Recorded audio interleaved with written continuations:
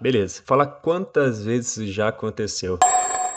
Se imaginou, planejou fazer algo quando chegar em casa, por exemplo. Quando eu chegar, vou arrumar todas as minhas coisas, fazer o trabalho da faculdade, que quem diria já é pra semana que vem, e eu deixei até a última hora. E aí, chegou em casa, abriu o computador, foi tomar uma água, olhou o celular, aqueles 30, 40, talvez uma hora de TikTok e Instagram compulsivos diários, lavou a xícara, achou que a Airfryer tava precisando lavar, pois você precisa jantar depois e você mora sozinho. Quando viu, eram 11 da noite e você não tinha feito nada do que planejou. Mas isso não tem a ver com procrastinação ou falta de habilidade naquilo, seja lá qual nível de habilidade precisa para lavar Air Fryer.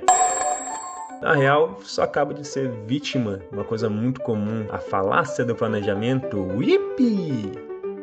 Elaborada por Daniel Kahneman e Amos Tversky, ou alguma coisa parecida com isso, em 1979, depois revisitada em 2003. A falácia do planejamento é um viés cognitivo do nosso cérebro, faz nós, macaquinhos mais evoluídos que outros tipos de macaquinhos, subestimar a complexidade e tempo necessário para uma tarefa. Isso vem primeiramente de uma visão otimista que nosso cérebro imagina, onde não ocorreram contratempos. Para dar um exemplo pessoal, esse vídeo mesmo, quando eu tive a ideia, pensei, nossa, que tema legal, passo por isso quase todo dia. Vou estudar, escrever o roteiro, gravar, editar e postar em no máximo 2 dias, 3. Bom, eu ignorei que teria que ler e reler os estudos até entender. Na hora de escrever, fiquei sem as piadinhas, que meu microfone faz tanto ruído que parece uma Spirit Box, que editar não é tão simples quanto parece e que provavelmente eu vou ficar careca antes de conseguir pagar o transplante capilar com a receita do canal.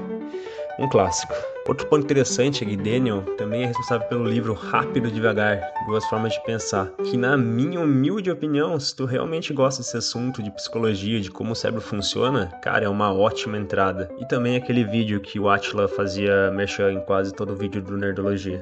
Em 94, Roger Bauer liderou um dos estudos mais famosos sobre o tema, publicado no Journal of Personality and Social Psychology, com o título Exploring the Planning Follows: Why People Underestimate Their Task Completion Times. Ele perguntou para 37 estudantes de psicologia quanto tempo achavam que precisariam para terminar suas teses no último ano. A média estimada foi de 33,9 dias. Seja lá como que um dia é 0,9. Ele também pediu 2 estimativas adicionais. Quanto tempo levaria se tudo fosse absolutamente perfeito? A média foi para 27,4 dias. E quanto tempo levaria no pior cenário possível? A média indo para 48,6 dias. Mas adivinha? Levaram 55,5 dias. Ou seja, o tempo médio real foi maior até do que o pior cenário que os alunos imaginaram. Apenas 30% conseguiram terminar dentro do prazo que tinha estipulado. E o detalhe, os alunos sabiam que tinha histórico de atraso. E mesmo assim, na hora de planejar, ignoraram essa experiência passada e confiaram no cenário perfeito. Ok, você pode pensar,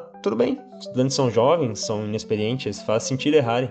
Pois, como sabe uma vez disse, um jovem que não faz cagada é como água que não molha. Então vamos dar um exemplo um pouquinho maior e um pouquinho mais caro.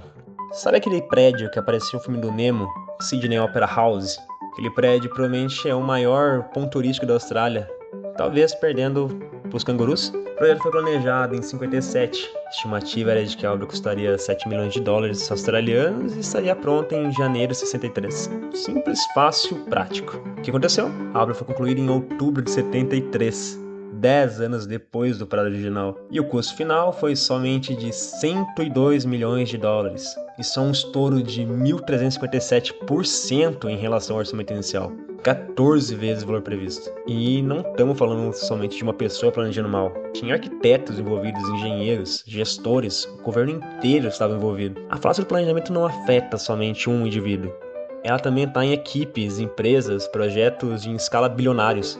E por que isso acontece? Porque todos focaram somente no cenário ideal, sem levar em conta a complexidade técnica e inédita do design, possíveis problemas estruturais, mudanças políticas ao longo dos anos e dezenas de outros fatores que nem cabem num planejamento otimista. Mas sabe onde isso não se aplica? Quando estamos apontando o dedo para outra pessoa. Como é ótimo viver em uma sociedade, não é?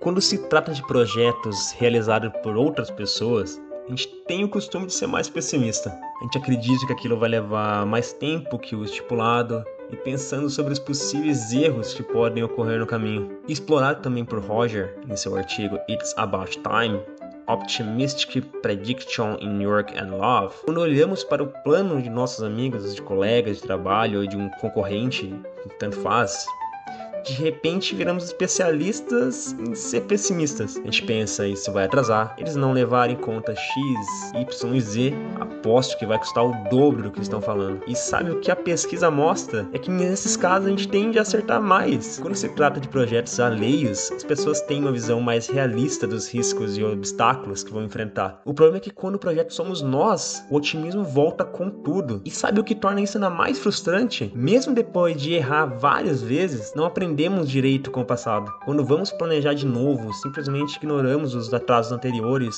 e voltamos ao cenário ideal. É como aquele relacionamento tóxico que a gente entra de novo, achando que dessa vez vai ser diferente. Tá, beleza, mas por que o cérebro insiste em cometer esse erro?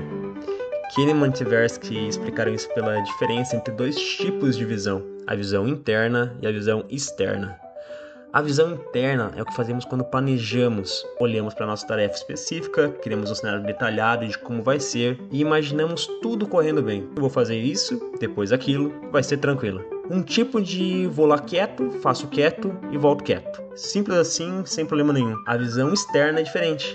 Ela pega um passo atrás e pergunta: projetos parecidos com esse no passado, quanto tempo levaram? Que problemas surgiram? Quais foram os custos reais? É como aquele amigo que sempre lembra das burradas que você já fez e como terminou. Pensa assim, você olha pro seu amigo numa festa e fala: cara, vou misturar tangue laranja com um whisky corote. Com certeza vai dar certo. E seu amigo, usando a visão externa, olha pra você e diz: cara, na última vez que você tentou isso, não terminou bem, você ainda se cagou. A falácia do planejamento acontece justamente quando usamos só a visão interna, ignorando o que a experiência passada, a nossa ou a de outras pessoas em situações parecidas, já nos ensinou. Ok, reclamar é fácil e ficar triste a gente tem bastante prática. O que a gente pode fazer para tentar desviar disso? Vamos lá. Primeiro, ter consciência da falácia do planejamento não é o suficiente para evitá-la. Pesquisas mostram que mesmo quando as pessoas sabem do viés, continuam errando nas estimativas, então saber que existe não resolve sozinho. A solução mais eficaz que Kahneman propôs se chama Reference Class Forecasting, ou previsão por classe de referência.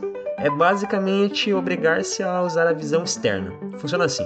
Antes de estimar qualquer projeto, você identifica projetos similares que já foram feitos por você ou por outras pessoas, não indifere, e usa esses dados como base. Quanto tempo levou? Quanto custou? Que imprevistos surgiram? E aí você compara o seu projeto com essa média histórica, em vez de partir do zero com só um sorriso otimista e cara de bobo. No dia a dia, isso pode ser mais simples do que parece. Pergunte para alguém que já fez algo parecido, pesquise quanto tempo um projeto desse tipo normalmente leva, consulte seu próprio registro, não confia só na sua intuição, não pense que você é o Patrick Estrela. Segunda solução: divide em partes menores, somos muito melhores em estimar tarefas pequenas do que tarefas grandes. Limpar a casa, por exemplo, parece simples, mas quando você quebra em limpar a pia, esfregar o vaso sanitário e passar o pano no chão no banheiro, de repente você consegue enxergar quanto tempo cada coisa realmente vai levar. E se você seguiu a ideia de querer fazer uma mistura de tangue laranja com whisky e corote, você realmente vai precisar um pouco mais de tempo. Terceira solução: adicione uma margem de segurança consciente. Uma regra prática, bastante usada, é pegar uma estimativa inicial e multiplicar por 1,5. Parece exagero, mas lembra dos estudantes de Bauer? O tempo real foi de 60% maior do que o estimado no melhor cenário. Resumindo, nosso cérebro é um otimista irresponsável. Parece aquela figurinha do Patrick Estrela com um dente só. Quando se trata dos nossos próprios planos, ele ignora o passado, constrói cenários perfeitos e nos convence de que dessa vez vai ser diferente. Porém, você estando ciente disso, é mais fácil manter sob controle, podendo agir diferente. Porque no final das contas, o problema não é que você esteja desorganizado, preguiçoso. O problema é que você só é humano. E por mais do que seja diferente do que costumam dizer pra você, teu cérebro não é perfeito. Espero que tenha gostado. Deixe nos comentários se já foram vítimas disso, ideias para outros conteúdos e até a próxima.